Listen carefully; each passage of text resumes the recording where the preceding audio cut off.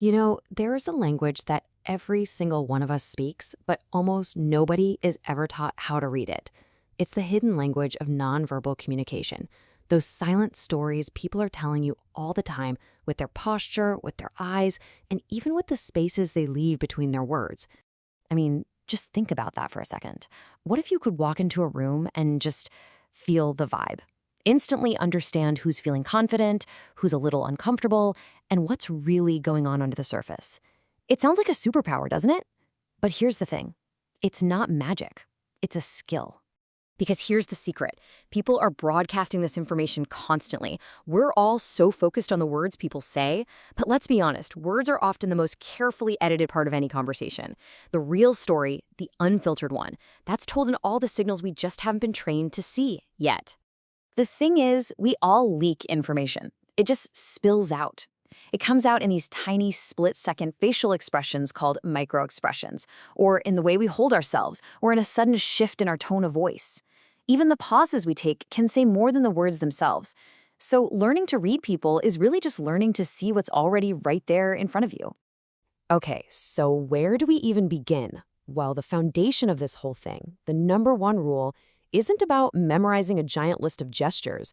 It's actually much, much simpler. It all starts with understanding a person's baseline. So what is a baseline? Put simply, it's just how someone acts when they're comfortable. When they're totally relaxed and not under any kind of pressure. Think of it as their unique behavioral fingerprint. It's their normal state. And without knowing what normal looks like for them, you're basically just flying blind. And finding it is pretty easy. You just have to pay attention. When someone is just chilling, talking about something totally neutral, just watch. Are they a fast talker or a slow talker? Do they wave their hands around a lot, or are they pretty still? What's their go-to posture? And what about eye contact? Do they look right at you, or do their eyes tend to wander a bit?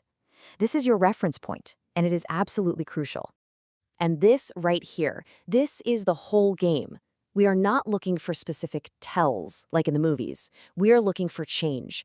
A sudden shift away from their normal behavior is the big red flag. It tells you that something has changed on the inside. They're feeling pressure or stress or some other big emotion. That change, that's where the real story is. All right, so once you have a good sense of someone's baseline, then you can start to decode the signals when they pop up. Think of these as the basic words, the vocabulary in this silent language. For example, just look at posture. The difference is night and day. Confidence is expansive, an open body, relaxed shoulders, just taking up space. It's comfortable. Insecurity, though, it's the opposite. It's all about contracting, making yourself smaller, the body closes up, maybe we hunch over, we start fidgeting or touching our face or neck. It's a way of protecting ourselves. Now, this is maybe the single most important idea to get your head around. You are not a human lie detector. It's not about that. These nonverbal cues don't signal lie, they signal discomfort. They show stress and internal conflict. So your job isn't to point a finger and say, aha, it's to get curious and wonder, why might they be feeling uncomfortable right now? And let's talk about the eyes for a second. First off, forget that old myth that says liars can't make eye contact. It's way too simple, and honestly, it's often wrong. Instead, you want to look for changes from their baseline. A sudden spike in how fast they're blinking, their pupils getting wider, their eyes darting around all of a sudden. These are all signs that the brain's stress response is kicking into high gear. Okay, so we have some of the basic vocabulary, but a single word doesn't make a sentence, right? Well, it's the same idea here. A single gesture, all by itself, means almost nothing. If someone crosses their arms, they might just be cold. To really get what's going on, you have to stop looking for one single clue and start looking for patterns. And here's a super practical way to do that. It's a simple process. First, you notice one signal, let's say crossed arms. But you don't stop there. You don't jump to conclusions. Instead, you look for other signals that might be telling the same story. Are they also leaning away from you? Are their lips pressed tightly together? When you spot a little group, a cluster of 3 or more related signals, that's when you know you're onto something meaningful. Look at this. For example, someone leaning away could mean anything. But if they're leaning away and their lips are tight and they're barely talking, well, that's a pretty strong pattern that points to resistance. Or how about a shaky voice? Alone, it could just be nerves, but add in avoiding eye contact and wringing their hands, now you've got a much clearer story about someone feeling under a ton of pressure. So just burn this into your brain. One clue is a guess. It's a maybe. But a cluster? A cluster is a conversation. When you see multiple signals all pointing in the same direction, that's the body telling you a story. You just have to be willing to listen.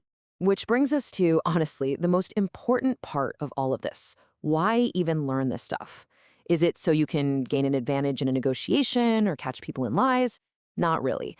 The true goal, the real power of this skill is something so much better. It's connection. It is so critical that you approach this with a sense of humility. You're going to be wrong sometimes. This is not a superpower that lets you read minds. The goal should never, ever be to label or judge someone. The real goal is just to understand them a little bit better. And when you use it that way, this becomes an incredible tool for connection. You can build stronger relationships because you can sense what isn't being said. You can adjust how you communicate to make other people feel more comfortable. You can respond to unspoken sadness or frustration with real empathy. The best people readers in the world don't use this skill to dominate. They use it to connect. So the next time you're in a conversation, just try it. Quiet your own internal monologue for a minute and just watch. Listen with your eyes and ask yourself this question. Every single person is telling a story with their body, with their eyes, with their silence. And once you learn how to see it, you'll never be able to unsee it.